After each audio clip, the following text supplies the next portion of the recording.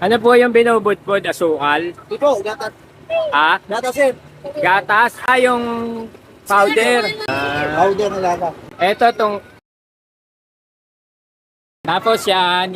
Ah, skim milk po yan. Powder milk. Ayan pakyaw na yan o per ano lang, per stab. Ah, per stab lang. Magkano ang kinikita nyo na ngayon dyan sa ganyan? Medyo, ngayon po, basta mababa po 500 sa kalating araw. Sa kalahating araw. Malaki yan o. Ang fix na ako mga 800, 900. Malinis na po yun. Oo. Kung hindi po nag-igpit dati, ngayon, mas lalo mas malaki. Ito eh. Paano nag-igpit to?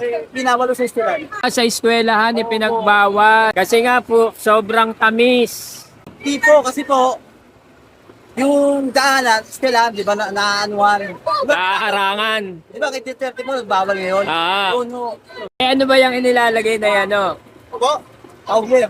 Hindi, yan. Asukal ba yan? Opo. Sukal lang ho yan na may ano, na may dolor. Ano halo niya? Asukal na? Food color. Ah, may kulay. Tapos yung makina nyo, ayun, yung padyak lang na padyak. Oo, ma'am. Parang makina ng ano eh. Yung sa ano, pananahi. Pero saan kayo nakapwesto nga pa?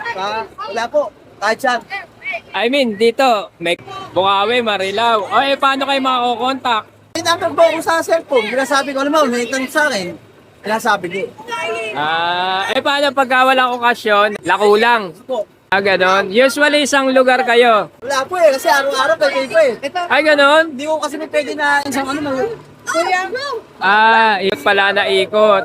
Kung saan maraming tao, nandun kayo. Pabahan. Ah, ganon. Oh. Thank you. Sige. Pag may nakapanood, ayan, gawa na.